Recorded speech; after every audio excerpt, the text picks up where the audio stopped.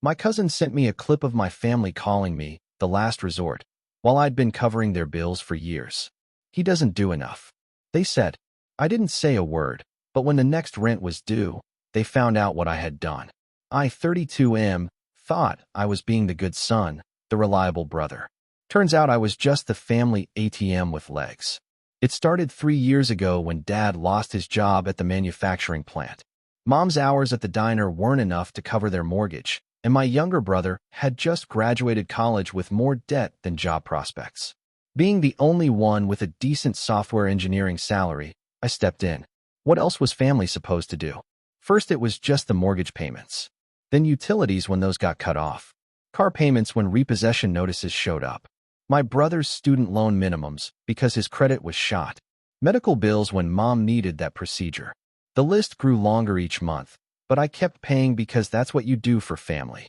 I lived in a studio apartment while they stayed in the 4-bedroom house I was essentially renting for them. I drove a 10-year-old Honda while making payments on Dad's truck. I ate ramen for dinner while sending grocery money so they could have proper meals. But seeing them stable and together felt worth every sacrifice. My cousin Jake had always been the family outsider. The one who moved across the country, kept minimal contact, and showed up only for major holidays with expensive gifts and stories about his marketing job in California. Everyone talked about how successful he was, how he'd made something of himself. Meanwhile, I was just there, quietly keeping everyone afloat. Last Tuesday, Jake texted me. Just a video file with no message.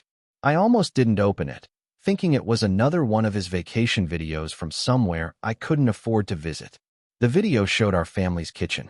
I recognized Mom's yellow curtains and the dented refrigerator I'd helped pay to repair twice. The audio was clear enough to make out every word. Mom was complaining about her hours being cut again, wondering aloud how they'd manage next month's expenses. Dad mentioned that the truck needed new tires, and those weren't cheap. My brother chimed in about wanting to move out, but not having the money saved up. Then Mom said something that made my blood freeze.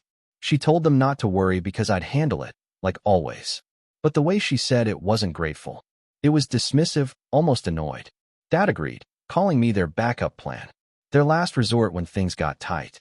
My brother laughed and said I didn't do enough anyway, considering how much money I probably had sitting around. He figured since I lived alone in that tiny place, I must be hoarding cash. Mom nodded along, adding that I could probably afford to help with his security deposit for a new apartment too. The conversation continued with them discussing what else they could ask me to cover. Dad wanted to upgrade their internet plan. Mom thought I should contribute more to the grocery budget since I ate dinner there twice a week. My brother suggested I could help with his gym membership and maybe start paying for his car insurance. They talked about me like I was a resource to be managed, not a person who'd been sacrificing for years to keep them comfortable. The casual entitlement in their voices was devastating. But what hurt most was that none of them acknowledged what I'd already given up for them. I watched that 5-minute clip 7 times before the reality fully sank in. This was how my family really saw me. Not as someone who cared, but as someone who could be counted on to pay up and shut up. Jake texted me an hour later asking if I'd seen his message. I told him I had, and thanked him. He said he'd been recording them during his last visit when they started talking about money. He thought I should know what they really said when I wasn't around. I didn't sleep that night. I kept thinking about every sacrifice I'd made. Every time I'd eaten cheap food, so they could have better. Every weekend I'd stayed home instead of traveling, because their bills came first. They'd never asked how I was managing. They'd never wondered if I wanted things too. The next morning, I did something I'd never done before. I opened a spreadsheet and calculated exactly how much I'd given them over the past 3 years. Mortgage payments, utilities, groceries, medical bills, car payments, insurance premiums, emergency repairs, and dozens of other expenses I'd covered without question. The total was staggering. Over $180,000 in 3 years. Enough for a down payment on a house. Enough to travel the world. Enough to build the life I'd been putting on hold while funding theirs. But the money wasn't what bothered me most. It was the complete lack of appreciation, the assumption that I'd always be there to solve their problems, and the casual way they discussed squeezing more out of me. I spent the next week acting completely normal. I had dinner with them twice, helped Dad fix a leaky faucet, and listened to Mom complain about her job. Not once did any of them mention needing money for the upcoming month, though I knew their mortgage payment was due in 10 days. On Friday, I got a text from my brother asking if I could spot him $50 for gas until payday. I sent it without comment, just like always. He didn't even say thank you. That weekend, I made a decision that felt both terrifying and liberating. I opened a new bank account and transferred my emergency fund into it. Then I changed my direct deposit to skip the account I'd been using for family expenses. Monday morning, I called my landlord and asked about upgrading to a one-bedroom apartment in the same building. He had one available immediately. I put down the deposit and scheduled the move for the following weekend. Tuesday, I went car shopping for the first time in years. Nothing fancy, just something reliable that wouldn't leave me stranded when my Honda finally died. I found a 3-year-old sedan and drove it home that evening. Wednesday, I booked a vacation. 2 weeks in Europe, something I'd been dreaming about, but never thought I could afford while covering everyone else's expenses. The flight left in 6 weeks. Thursday, I signed up for a gym membership, bought some new clothes, and treated myself to dinner at a restaurant that didn't serve food in paper containers. Friday evening, Dad called. Their mortgage payment had been declined, and he couldn't understand why. The bank said there were insufficient funds in the account I'd been using to pay it. He asked if there was some mistake with my automatic transfer. I told him there was no mistake. I'd stopped the automatic payments. The silence stretched for almost 30 seconds before he asked why. I said I'd decided to handle my finances differently going forward. He asked what that meant for them, and I suggested they figure out their own budget. Dad's voice got sharper. He reminded me that this was family, and family helped each other. I agreed completely. Family should help each other. Then I asked when they were planning to start helping me. He didn't have an answer for that. Mom called an hour later, crying.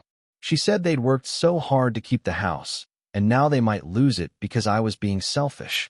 I listened to her sob for 5 minutes before asking if she remembered what she'd said about me being their last resort. The crying stopped.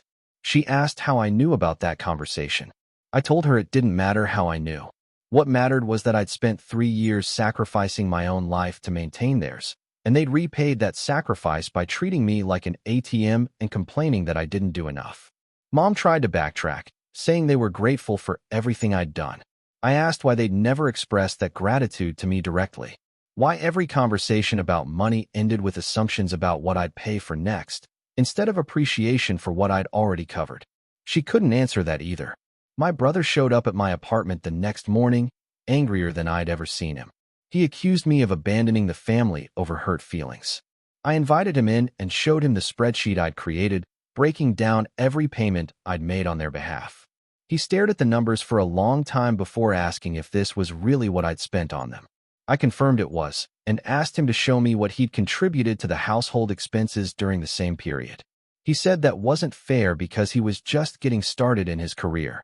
I pointed out that I'd been just getting started too when I began covering their bills, but I'd made it work by living below my means and prioritizing their needs over my own wants. He accused me of keeping score and holding money over their heads.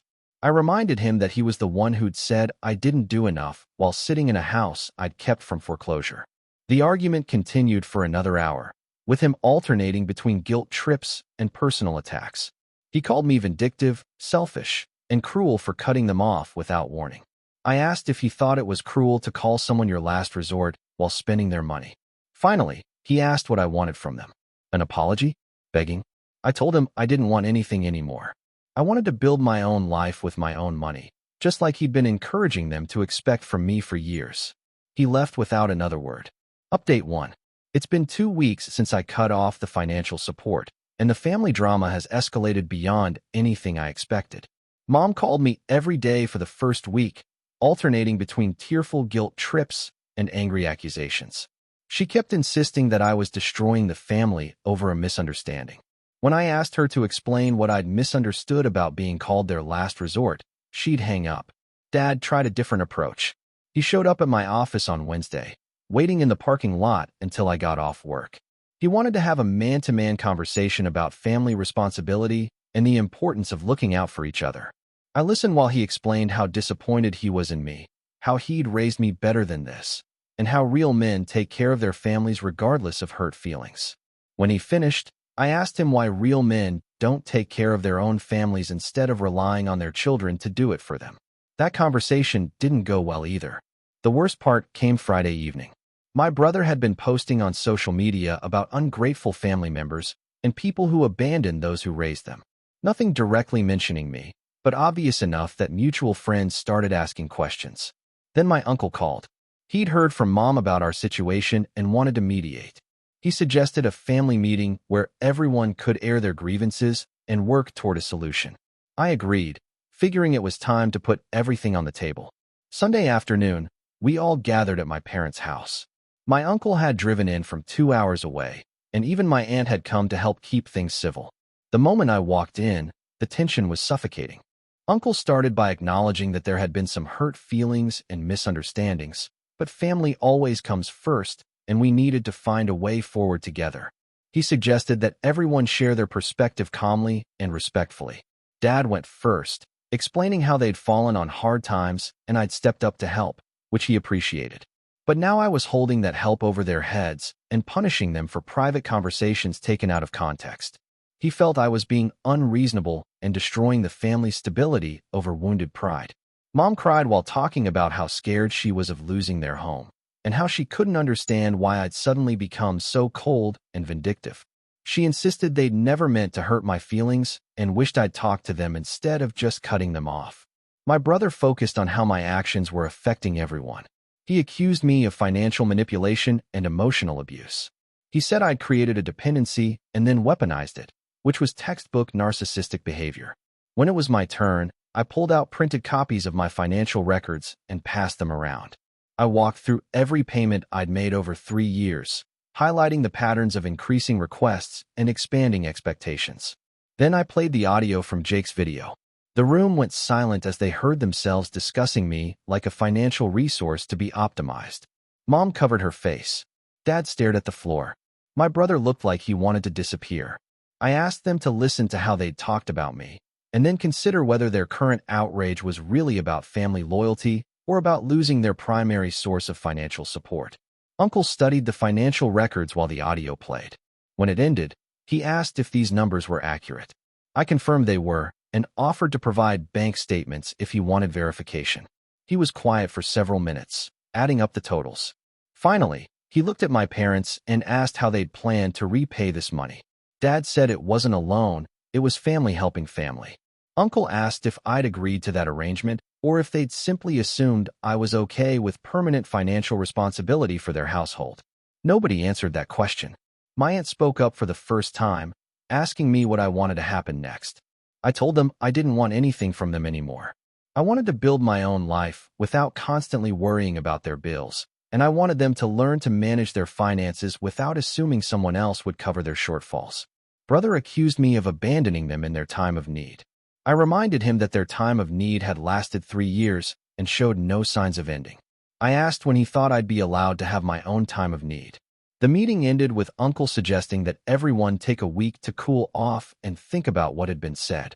But I could see in their faces that nothing had really changed. They still saw me as the problem for withdrawing support, not as someone who'd been taken advantage of. As I was leaving, Mom grabbed my arm and whispered that she was sorry about what they'd said in the kitchen, but cutting them off was going too far. I told her that keeping them afloat for 3 years while they complained I didn't do enough was what went too far. Update 2. 3 weeks have passed since the family meeting, and the situation has taken some unexpected turns. The immediate aftermath was brutal. My brother started a group chat with extended family members, sharing his version of events and painting me as someone who'd abandoned our parents in their darkest hour. Several cousins and family friends reached out, some offering support for my decision and others expressing disappointment in my selfishness. Jake, the cousin who'd sent me the original video, called Monday morning. He'd heard about the family drama and wanted to check on me. During our conversation, he revealed something that changed everything. This wasn't the first time our family had done this to someone. 15 years ago, when Jake was in his early 20s and just starting his career, our grandparents had pressured him into helping with family expenses. It started small, a utility bill here, groceries there, but quickly escalated to him covering their mortgage and supporting multiple family members who always seemed to have financial emergencies. He'd lasted 2 years before burning out completely. The final straw came when he overheard a similar conversation to the one I'd witnessed, where they discussed how to squeeze more money out of him while criticizing how little he was already contributing. That's when he'd moved to California and limited contact with everyone. Jake told me he'd been recording family conversations during his visits ever since, documenting the way they talked about money and potential sources of support. He had hours of audio spanning several years, all showing the same pattern of entitlement and manipulation. He offered to send me everything he'd collected, saying it might help me understand that this wasn't about love or family emergency. It was about exploitation that they'd refined into a system. Tuesday brought a surprise visit from Dad. Not to my apartment this time, but to my workplace again. He'd brought Mom with him, and they'd been waiting in the parking lot for over an hour. Security had to escort them off the property after they started approaching my coworkers asking for me. My boss called me into his office that afternoon. He'd heard about the situation from building security and wanted to make sure I was okay. I gave him a brief overview of the family financial drama, and he was surprisingly understanding. He offered to have security watch for any future incidents and suggested I might want to consider a restraining order if the harassment continued. That evening, I received an email from a lawyer. Dad had retained legal counsel to explore options for recovering the money I'd withdrawn from them. The lawyer's initial consultation letter claimed that 3 years of regular payments created an implied contract, and my sudden cessation of support constituted breach of that agreement. I forwarded the email to my own lawyer, someone I'd consulted years ago for estate planning. He reviewed the situation and laughed, explaining that gifts given freely without written agreements aren't recoverable, and that the family would have an impossible time proving any contractual obligation. But the legal threat revealed how desperate they'd become. Within 24 hours, they'd gone from emotional manipulation to actual litigation threats. Wednesday brought the most surreal development yet. My brother had started a GoFundMe campaign for our parents, titled, "Help Save Family Home After Son Abandons Them." The description painted a heartbreaking picture of elderly parents facing foreclosure because their ungrateful child had suddenly cut off support after they'd sacrificed everything to raise him. The campaign included photos of Mom crying and Dad looking defeated. It described me as someone who'd lived rent-free as a child and owed my success to their support, but had heartlessly abandoned them when they needed help most. Several family friends had already donated, along with some of Mom's co-workers who knew nothing about the real situation. The comments section was filled with outrage directed at me, calling me a monster and worse. I screenshot everything and sent it to my lawyer. He said it was potentially defamatory and we could pursue legal action, but it might be better to let it run its course since the truth would likely come out eventually. Thursday morning, I woke up to find that Jake had shared some of his recorded conversations in the comments section of the GoFundMe. Not just the recent one about me being their last resort, but older recordings where they discussed how to manipulate him into giving more money years earlier. The comments section exploded. People who donated started demanding refunds. Family friends who'd supported their narrative began asking uncomfortable questions. Someone had apparently done the math on their GoFundMe claims and realized they'd been living beyond their means while expecting others to subsidize their lifestyle. By Friday afternoon, the campaign had been removed from the platform for violating terms of service. Someone had reported it for false claims, and GoFundMe had investigated based on the contradictory evidence in the comments. Dad called me that evening, angrier than I'd ever heard him. He accused me of destroying their reputation and humiliating them in front of the entire community. I reminded him that I hadn't posted anything publicly. I'd only stopped paying their bills. Everything else had been their choice. He said I was dead to them, that they'd rather lose the house than accept help from someone so vindictive and cruel.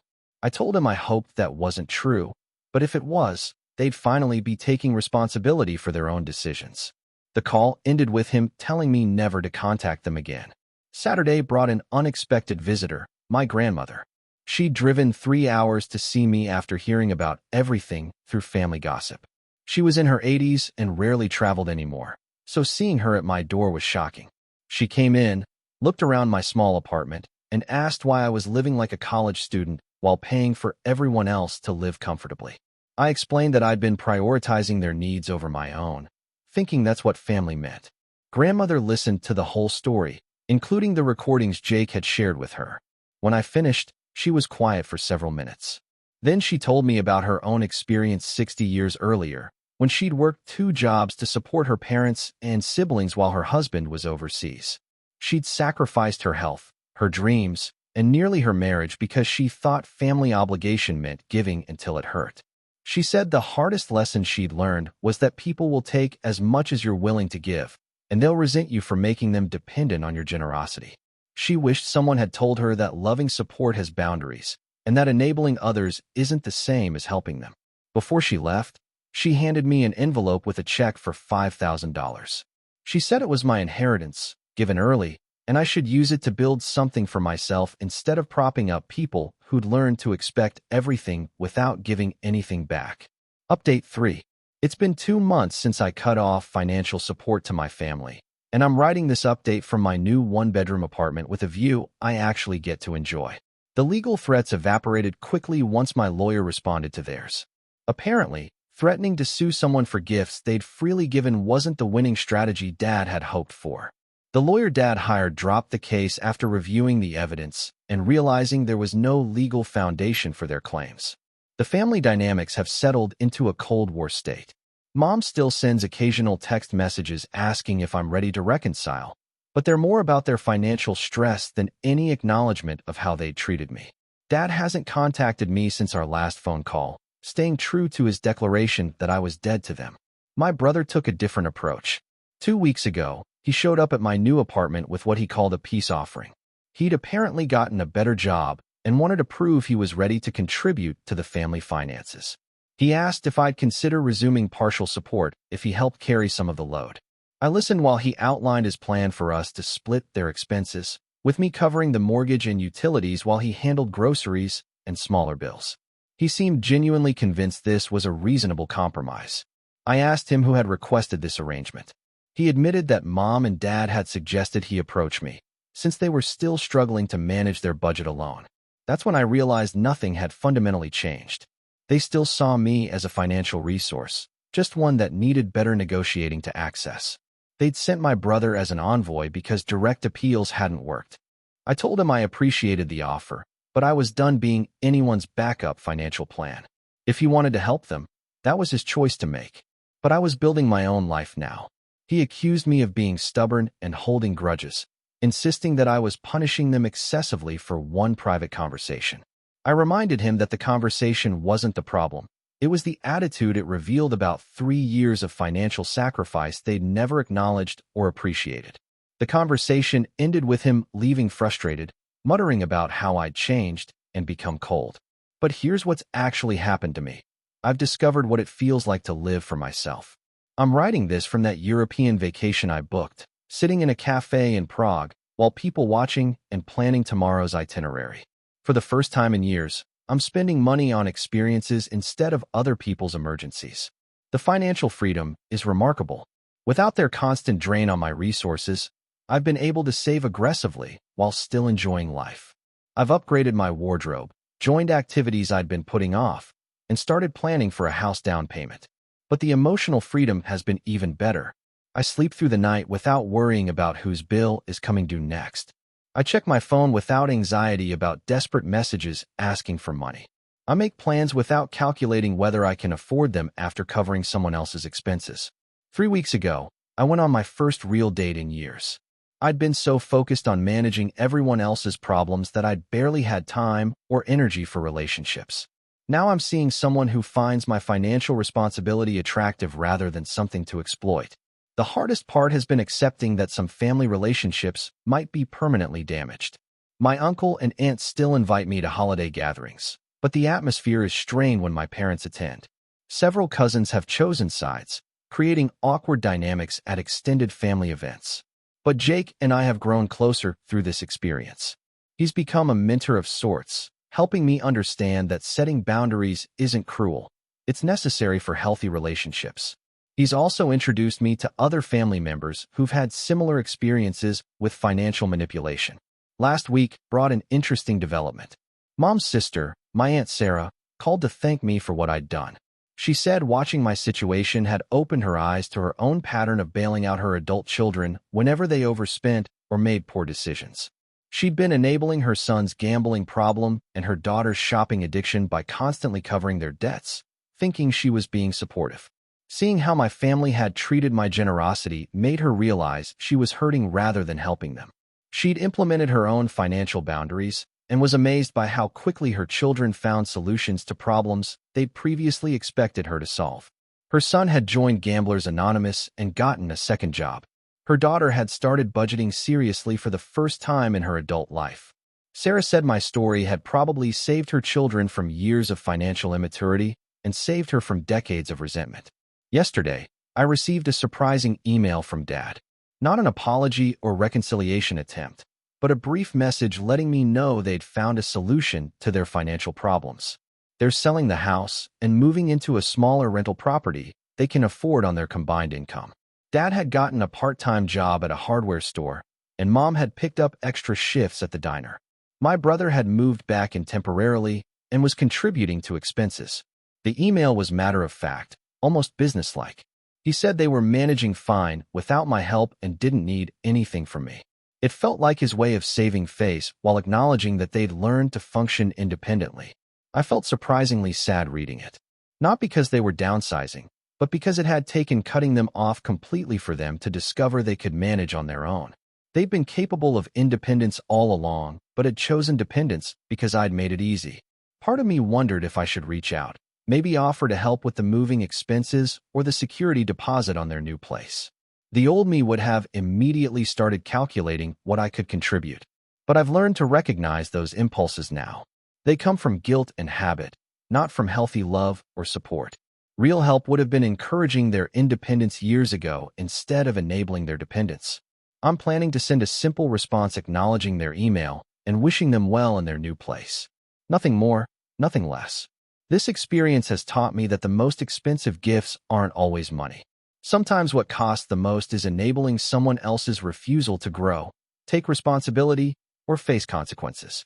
I gave my family $180,000 over 3 years. But the real gift I'm giving them now is the chance to discover their own strength and capability, even if they never see it that way. As for me, I'm finally building the life I put on hold while managing theirs. It's smaller in some ways but richer in others, and for the first time in years, it's completely my own. If you'd like to see more stories like this, a gentle tap on the subscribe button would mean the world to us. Please subscribe.